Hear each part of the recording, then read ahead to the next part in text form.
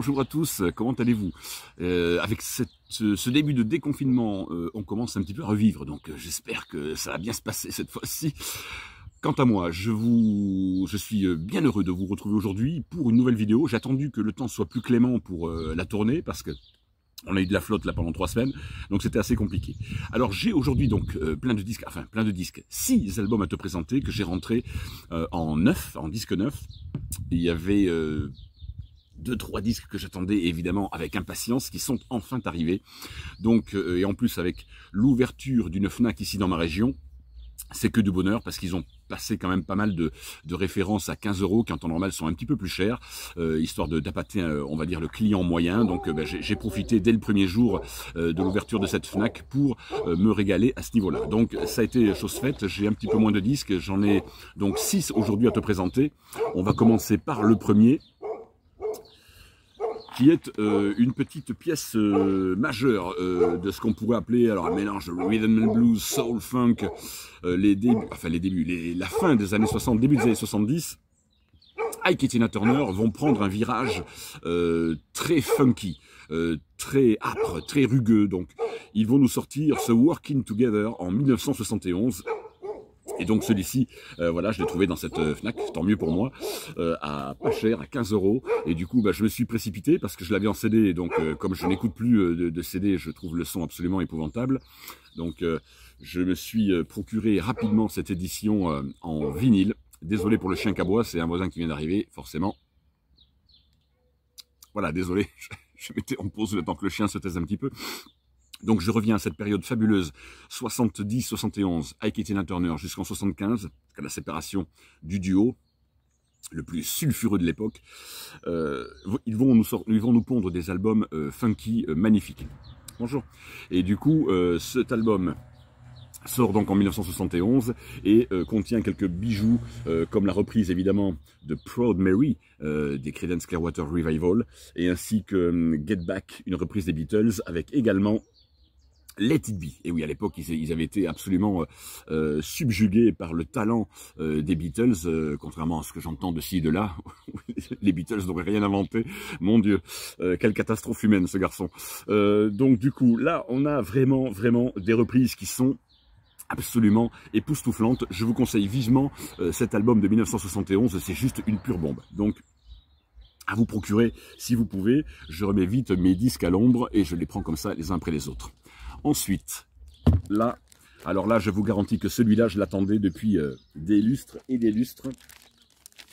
J'attendais sa sortie. Mon ami Geoffrey me l'avait signalé, il m'avait dit que ça allait être vraiment de la bombasse. Donc voilà, alors je regarde ça et... Désolé, j'ai les voisins en ce moment. Donc ici, voilà, nous avons enfin le triple album d'Amy Winehouse, enregistré à la BBC. En 2004, surtout 2006, 2007, 2004, et surtout avec, pour la première fois en vinyle également, le concert du Polchester.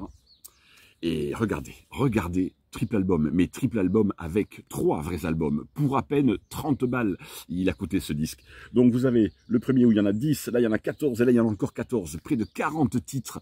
Alors oui, il y a des doublons, on entend Rehab plusieurs fois, etc., mais c'est toujours très appréciable, parce que la BBC avait cette prise sonore absolument incroyable, qui faisait que je trouve que le charme est encore bien présent, malgré que ce soit les années 2000.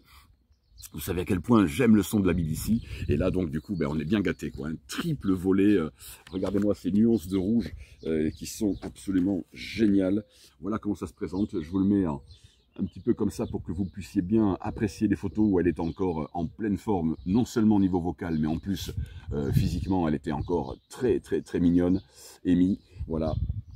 Donc les disques se présentent en disque noir classique 180 grammes. Alors j'essaie de le replier correctement, je vais quand même vous en montrer un avec des superbes sous-pochettes. Et regarde le cadeau que j'ai pour toi aujourd'hui. Pam! Regarde-moi ça, c'est pour toi.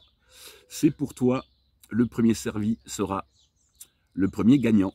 Voilà, The Sound of Vinyl. Regarde-moi ces sublimes photos.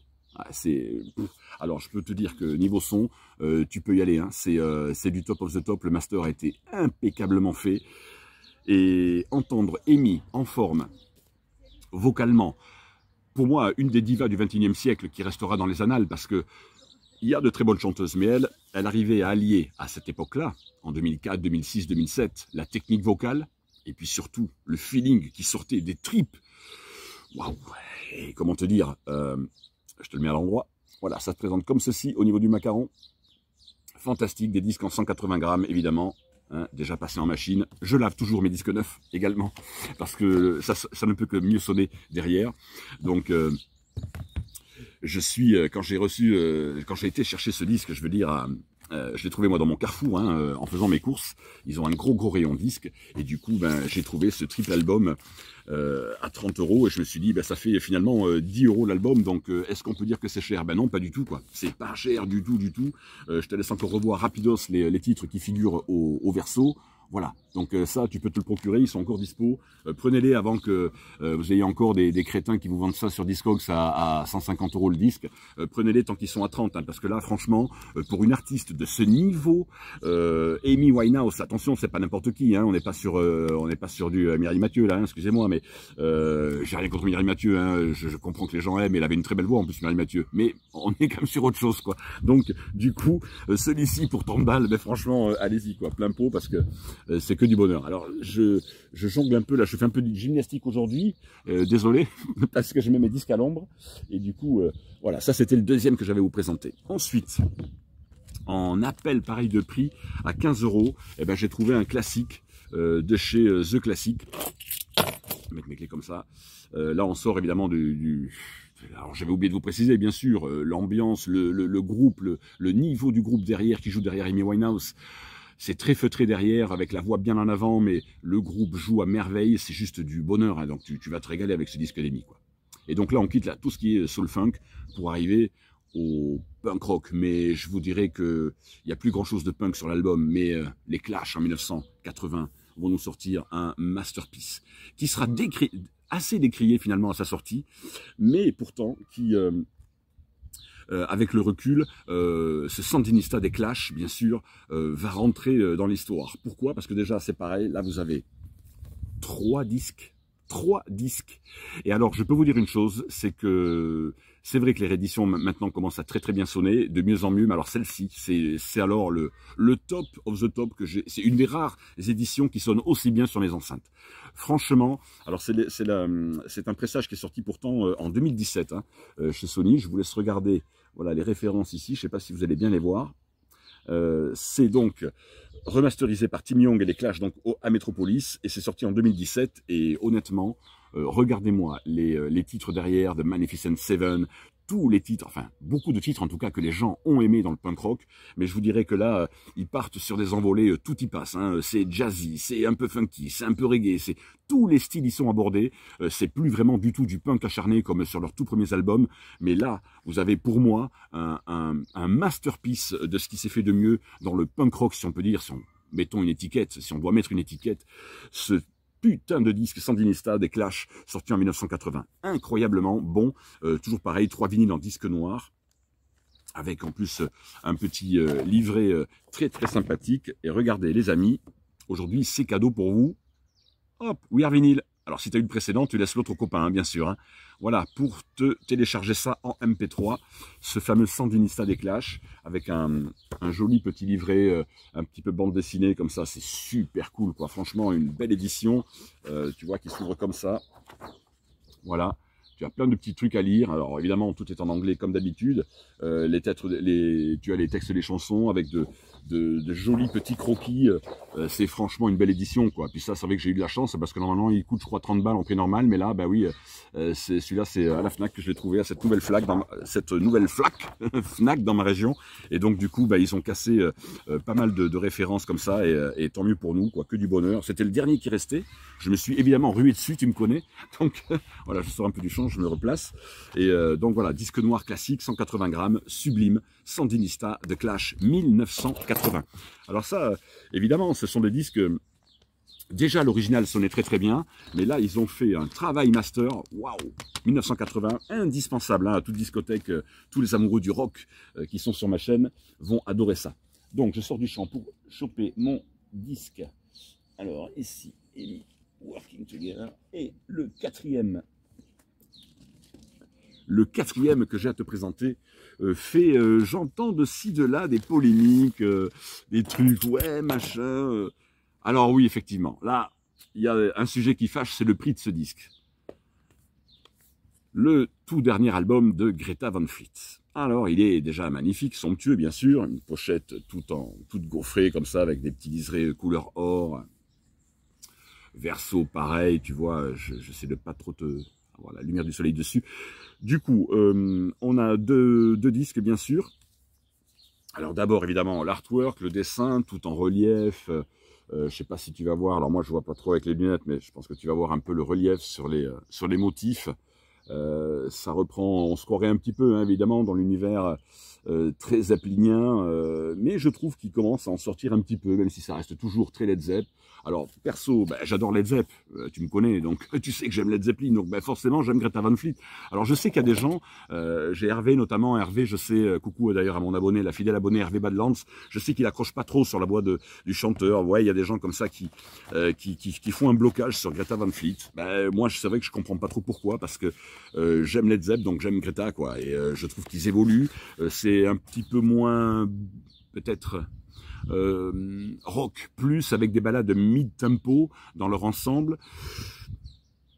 Mais quelle qualité! Moi, ça fait peut-être 15-20 fois là que je le réécoute. Je n'en peux plus de ce disque, tellement je le trouve bon, quoi. Alors, chacun son truc. D'autres seront peut-être déçus. Si vous aimez en tout cas les premiers albums de Greta, ben, vous aimerez peut-être celui-là qui est un peu plus feutré, un peu plus soft. Il y a un joli livret toujours, comme toujours, dessus.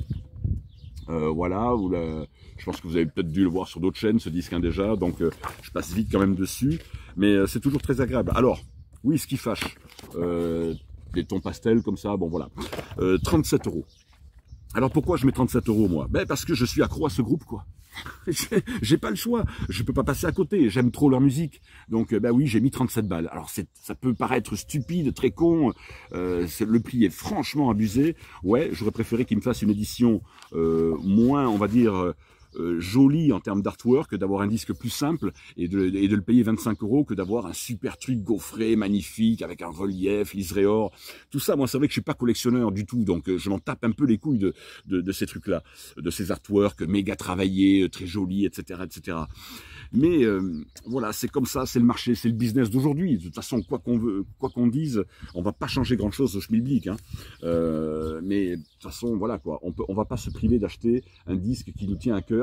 Et moi, voilà, j'aime trop, je suis accro à leur musique, donc ben ouais, j'ai lâché les 37 balles pour ce disque parce que j'ai pas le choix. Je pouvais pas passer à côté, j'aurais été tellement malheureux. C'est pareil, il en restait plus qu'un, ils étaient tous sortis des bacs de la Fnac, donc du coup, ben, je me suis rué dessus et je l'ai pris parce que il est plus mid-tempo. Mais pour moi, je vous dirais qu'ils évoluent, ils sont en constance, ils sont en pente montante, hein, on va dire. Ils évoluent énormément. Et n'écoutez pas les pseudo-crétins qui vous disent, après chacun ses goûts bien sûr, mais qui vous disent que c'est de la merde, que c'est dégueulasse, etc. Greta Van Fleet, surtout par des mecs qui ont tendance un petit peu à s'autoproclamer roi du vinyle en France. Non, c'est juste des grosses impostures. Donc n'écoutez pas les tocards vous dire des conneries. Faites-vous, soyez intelligents, faites-vous par vous-même l'idée en écoutant le disque. Voilà, au lieu d'écouter des abrutis. Mais là, vous avez vraiment, pour moi en tout cas, un superbe album de rock'n'roll hard rock. Greta Van Fleet, tout dernier album. Ensuite, j'en ai deux à vous présenter. Et je vous garde aussi un truc, petite pépite. Alors là, ben pareil, j'ai trouvé à 15 € en appel. Music on Vinyl, un best-of, je passe vite dessus. Mais attention, Stevie Ray Vaughan, immense artiste blues, début des années 80, qui nous quittera malheureusement trop tôt lui aussi, et qui donc dès sa mort, quelques temps après, nous sortirons cette compilation The Sky is Crying, avec donc les titres que vous connaissez tous, ce guitariste au toucher assez exceptionnel, son toucher de guitare était absolument fantastique. Stevie Ray Vaughan, on ne présente même plus ce bluesman rock, blues rock. En plus, sur une édition Music on Vinyl, qu'est-ce qu'on peut dire? Le son est toujours très très bien bossé, très bien pressé, très bien gravé. Une pure tuerie. Alors il était en appel de prix, vous voyez, en prix fort à 23,79 ici. Et en fait, il était estampillonné avec le prix vert Fnac dessus à 15 €. Donc, pour le lancement de ma nouvelle Fnac, décidément, je vais y arriver, je sais pas pourquoi, nouvelle Fnac, je veux dire aujourd'hui. Donc, du Music on Vinyl à 15 balles, on se rue dessus, on se prive pas surtout. Et puis le dernier, la nouveauté que j'attendais, l'exclusivité que j'attendais pour cette fin du mois de mai. Je savais qu'il allait arriver, j'avais écouté brièvement un extrait sur YouTube. J'avais pas très bien écouté au départ, je m'étais dit bon, encore un truc un peu bluesy, mais... Et le dernier album des Black Keys, Delta Cream. Alors avec la pochette évidemment typiquement américaine, hein, du petit drive-in avec la bonne caisse à Nashville, je crois qu'il a enregistré, je sais plus. Alors ça c'est un pressage allemand, hein, bien sûr. Et là, du coup, ils vont nous revisiter, en fait, avec Eric Deaton à la basse et Kenny Brown invité à la guitare, avec évidemment Dan Auerbach et Patrice Carnet, comme d'habitude. Ils vont nous revisiter, en fait, de grands standards blues des années 30, 40, 50. Et surtout, c'est complètement à leur sauce à eux. C'est-à-dire, c'est vraiment du Black Keys. Attention, ne vous attendez pas à écouter un disque de blues roots des années 30. Hein. C'est vraiment les Black Keys d'aujourd'hui, mais qui revisitent d'une façon mais exceptionnelle. Pareil, dernier qui restait dans les bacs, donc je me suis jeté dessus, pas cher en plus, hein, 22 € le disque, donc là c'est honnête, c'est placé toujours sur 2 disques, vous voyez ici, je vais vous en sortir un quand même. Alors les versions sont, et puis alors c'est joué, je trouve que il y a une évolution, je trouve, dans leur jeu, quoi, parce que Patrick Carnet, là, il est quand même assez, il a un toucher en plus très, je trouve, très funky sur ce disque, et il roule, il joue bien sur sa caisse claire. Il y a un jeu qui est, alors pas technique, c'est pas des techniciens, mais il y a vraiment une intelligence, je trouve, dans leur musique. Moi, je les suis depuis le début, ces mecs, donc je vais vous faire une spéciale d'ailleurs sur, c'est dans mes projets, ça. Je voudrais vous faire une spéciale sur ces groupes des années, du début des années 2000. Bon, il n'y en a pas eu beaucoup que j'ai aimé, mais en tout cas, les Black Keys et les White Stripes, je trouve que c'est ce qui s'est fait de mieux à l'époque. Je ne sais pas s'il y a un coupon, je ne crois pas qu'il y ait de coupon ici. Non, et non, et là, je ne peux pas vous faire bénéficier d'un coupon de téléchargement, il n'y en a pas sur celui-ci. Donc voilà, 2 albums. Un incontournable pour tous les amoureux du blues rock. Faites-moi confiance. Je vous assure que après, si on aime le blues rock, vous ne serez pas déçus en achetant ces disques. Ça, c'est clair. Surtout à ce prix-là. Lui, au moins, il n'est pas. C'est pas comme le Greta Van Fleet. Hein, il est à 22, 23 €. Donc, il faut 22 €. Oui. Faut pas se priver quand on aime le blues rock. Encore une fois, ils reprennent les versions à leur manière, à leur sauce, et c'est diabolique, quoi. Moi, je trouve ça absolument terrible, avec le premier Crawling with Snake, reprise de John Lee Hooker. Allez-y, hein, régalez-vous les amis, ça vient de sortir, c'est tout frais, tout chaud, sorti des presses. Ça, c'est de la bombe. Je vous dis, c'est de la bombe. De toute façon, aujourd'hui, je vous ai présenté 6 bombes comme d'habitude. Donc voilà, j'ai pas beaucoup de disques. Les finances aussi, elles ont leurs limites. Je suis pas un bourgeois, donc voilà, je fais attention. Mais là, voilà, ça, je ne pouvais pas passer à côté. Le Amy Winehouse, le Greta Van Fleet, voilà, vraiment les rentrées qui me tenaient à cœur. Donc j'espère que ça t'a plu. Comme d'habitude, tu penses surtout bien à mettre le like. J'ai vu un petit relâchement sur la dernière vidéo. Pensez bien à être vigilant là-dessus, parce que nous, c'est notre température, notre baromètre. On continuera si on voit que ça grimpe, évidemment. Donc ici, aujourd'hui, j'espère que je t'ai fait plaisir. Moi, en tout cas, je me suis fait plaisir, c'est clair et net. Donc, je te fais de gros bisous. Je te dis à bientôt. J'ai encore d'autres vidéos, des trucs rentrés en occasion et tout à te montrer. Donc, bye bye. J'espère que ça t'a plu. Donc, le like. Ciao, tu t'abonnes. Et comme d'habitude, tu fais passer, tu fais tourner et tu partages la vidéo. Ciao, à très bientôt. Bye bye les amis. Ciao, bisous.